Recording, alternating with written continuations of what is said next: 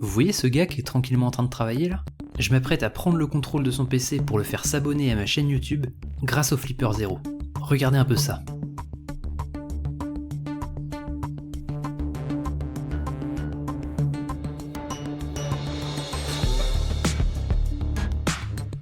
D'ailleurs, n'hésitez pas à faire comme lui, ça coûte rien. Et comme vous l'avez vu, cette personne elle a fait aucune erreur. Je lui ai pas donné de clé USB malveillante, je lui ai pas demandé d'installer un programme bizarre, on peut vraiment pas lui reprocher son comportement. La vulnérabilité que j'ai exploitée, elle s'appelle le mouse jacking et c'est celle-là qu'on va voir dans cette vidéo.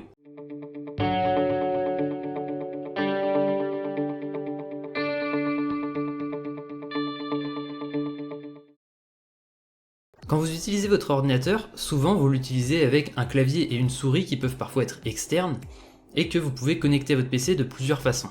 Avec un câble quand c'est une souris filaire, en Bluetooth si vous avez un clavier ou une souris Bluetooth et un ordinateur qui dispose d'une connectivité Bluetooth, et enfin les petits dongles USB comme cela, que vous pouvez brancher à votre ordinateur et qui vont fonctionner tout de suite. Pour les souris par câble, comment ça marche? C'est assez intuitif en fait, on va déplacer la souris, des signaux électriques vont être envoyés le long du câble et vont être réceptionnés via le port USB par le PC.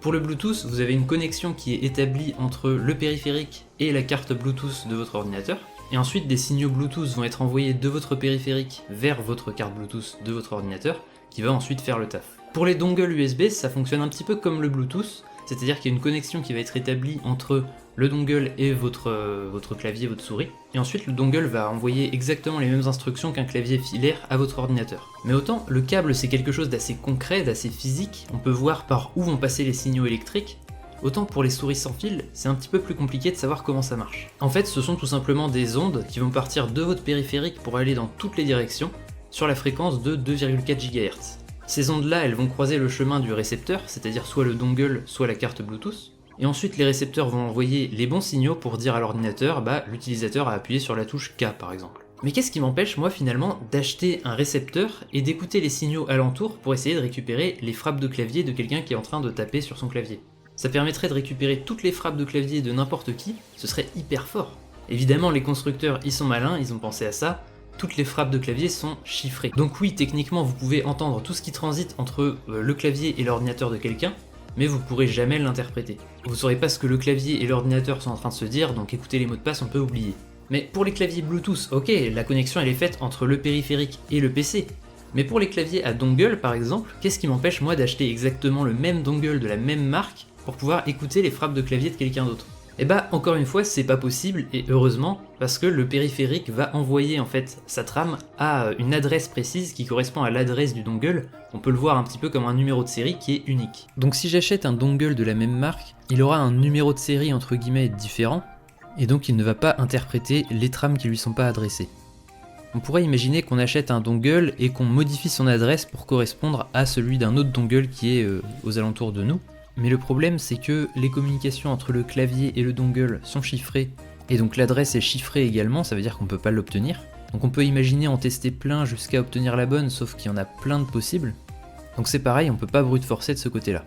Et pour couronner le tout, forcément si les données sont chiffrées, il y a une clé de chiffrement qui est échangée à un moment entre le dongle et le périphérique, et ça fait que techniquement c'est probablement pas possible de connecter un seul périphérique, un clavier par exemple, à deux dongles en même temps. Je dis probablement parce que j'ai jamais vraiment essayé. Mais alors qu'est-ce que c'est que le mouse jacking? Comment est-ce que ça peut se mettre en place si c'est si sécurisé que ça?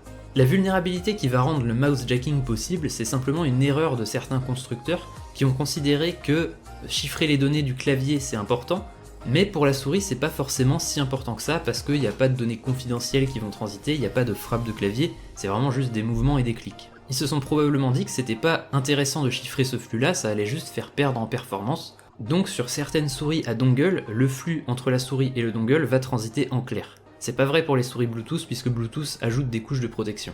Et le problème, on en a parlé tout à l'heure, c'est que si vous faites transiter une trame en clair entre la souris et le dongle, vous allez forcément avoir l'adresse du dongle qui va apparaître en clair, et donc à partir de là on pourra créer nos propres trames non chiffrées avec des mouvements de souris si on veut, mais aussi des frappes de clavier, et donc prendre le contrôle d'un ordinateur à distance. C'est extrêmement puissant comme attaque parce que c'est quasiment le même impact que si vous aviez trouvé une clé USB par terre et que vous l'aviez branchée sur votre ordinateur. Pour exploiter cette vulnérabilité, on va avoir besoin d'un petit module comme ça s'appelle un NRF24L, auquel on va tout simplement ajouter une petite antenne. Ça, vous pouvez l'acheter pour vraiment pas cher, ça coûte moins de 10 €. Et ensuite, vous pouvez utiliser n'importe quel matériel, un Arduino, un Raspberry Pi. Avec un petit peu de bricolage, vous pouvez même le brancher à votre ordinateur en USB pour pouvoir l'utiliser. Personnellement, j'ai décidé d'utiliser le Flipper Zero, tout simplement parce que ça s'y prête bien, c'est assez transportable et tout. Et en plus de ça, il y a un gars qui a redéveloppé un driver pour le NRF24L, et qui a en plus développé une petite appli qui fait déjà tout pour nous. L'application sur le Flipper Zero est quasiment complète. J'ai quand même apporté quelques modifications, tout simplement parce qu'il y avait quelques bugs et quelques fonctionnalités qui manquaient selon moi. Donc j'ai corrigé les bugs que j'avais repérés et j'ai ajouté les fonctionnalités que je voulais. J'ai fait une petite vidéo dans laquelle je fais ces modifications, vous pouvez la regarder, elle est dans la description. On peut brancher le module directement dans le Flipper Zero avec des fils comme ça qu'on peut mettre dans les ports GPIO juste là, il faut les mettre dans les bons ports évidemment. Mais personnellement j'aime pas trop l'utiliser comme ça va pendre comme ça, enfin c'est pas très pratique. Donc ce que je vais faire c'est que je vais plutôt souder ça à un protoboard du Flipper Zero comme ça. Et comme ça on pourra juste le brancher, on aura juste à faire un truc comme ça, hop, et ce sera fonctionnel.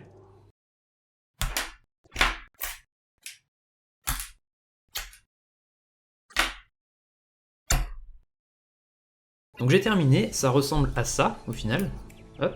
On a les petits pics ici qu'on peut brancher juste là, hop. Et là notre module est fonctionnel. C'est un petit peu plus sexy que juste des fils qui pendent.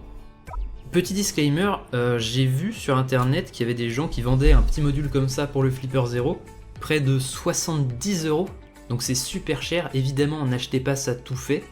À fabriquer ça, vous en avez peut-être pour 10 balles grand max, mais comme tout ce qui concerne le Flipper Zero, il y a des gens qui mettent les prix super chers. Donc construisez-le vous-même, vous ferez des économies. Pour exploiter la vulnérabilité, donc j'ai juste à brancher le module comme je l'ai fait tout à l'heure, et à lancer l'application qui s'appelle NRF24 Sniffer. Cette application, ce qu'elle va faire tout simplement, c'est écouter les ondes environnantes sur 2,4 GHz pour trouver celle de votre souris sans fil. Le problème, c'est que 2,4 GHz, c'est pas la fréquence exacte de communication entre votre souris et le dongle. Il peut y avoir plusieurs fréquences de communication qui sont définies sur une range bien précise, et chacune de ces fréquences, c'est ce qu'on appelle un channel. Le petit souci qu'on va avoir, c'est que évidemment notre appareil là, il est capable d'écouter sur une seule fréquence en même temps, c'est-à-dire un seul canal en même temps, un seul channel en même temps. Et comme on connaît pas la fréquence utilisée par notre souris et le dongle USB, bah on est incapable de savoir sur quelle fréquence écouter exactement. Donc ce que va faire l'application Sniffer sur NRF24, c'est qu'il va écouter le premier channel pendant quelques secondes, puis ensuite le deuxième, puis le troisième, etc.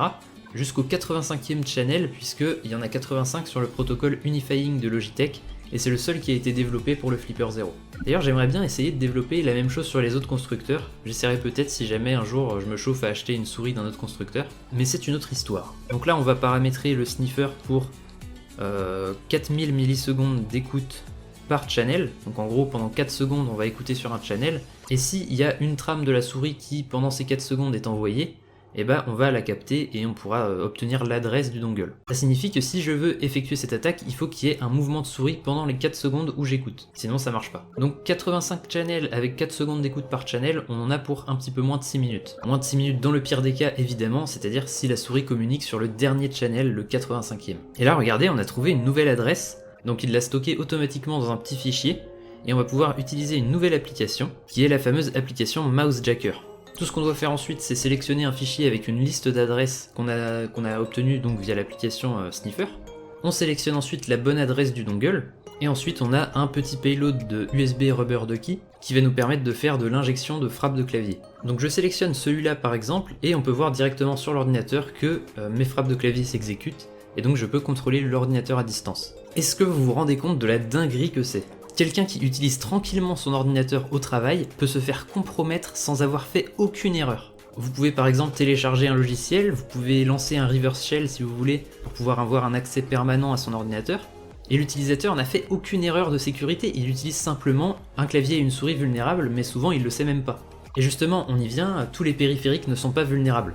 Ceux qui ont trouvé cette vulnérabilité pour la première fois, c'est Bastille Networks.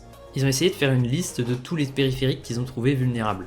Il y en a énormément, ils ont surtout fait des tests sur du Logitech. Évidemment, ils n'avaient pas tous les claviers du monde, donc ils n'ont pas pu tester avec chacun des claviers, mais ils ont référencé quand même énormément de claviers et de souris, et personnellement, j'ai pas eu de mal à trouver des claviers vulnérables autour de moi. Dans des pentests physiques en entreprise, cette vulnérabilité, elle peut vraiment tout changer, parce que très souvent, les entreprises, elles distribuent des claviers Bluetooth et des souris Bluetooth aux collaborateurs, et c'est souvent des périphériques qui sont quand même assez basiques, et qui sont dans la liste de Bastille Networks. Maintenant, comment est-ce qu'on fait pour s'en protéger? La solution la plus simple, c'est sûrement de repasser sur une souris filaire, ou alors passer sur une souris Bluetooth. Vous pouvez aussi acheter des claviers et souris à dongle mais qui sont pas vulnérables, évidemment il y en a et c'est une bonne chose. Ou alors Logitech en l'occurrence, ils ont fait par exemple un patch de firmware sur ces claviers Bluetooth, sauf que ça nécessite de l'installer à la main, et ça personne ne le fait quand il achète un ordinateur, il branche et ça fonctionne quoi. Donc si vous avez un clavier vulnérable, vous devez télécharger le firmware de correction de Logitech par exemple, et normalement ça va fonctionner. Alors attention, il y a certains cas où ça fonctionne pas, vous pouvez retrouver tous les détails sur le site de Bastille Networks. J'espère que je vous ai appris une nouvelle vulnérabilité aujourd'hui. Personnellement, je la connaissais pas avant il y a quelques semaines, et je trouve ça fou qu'on n'en entende pas plus parler parce que c'est vraiment super fort. Si vous êtes intéressé par un petit peu plus de technique, il y a dans la description une vidéo dans laquelle on va regarder le code source de ce qui tourne sur le flipper pour pouvoir faire fonctionner ça. On va y apporter quelques correctifs et même ajouter une fonctionnalité, donc n'hésitez pas à la regarder si jamais ça vous intéresse. En attendant, n'hésitez pas à liker la vidéo si vous avez appris quelque chose et à vous abonner, et je vous dis à la prochaine, salut!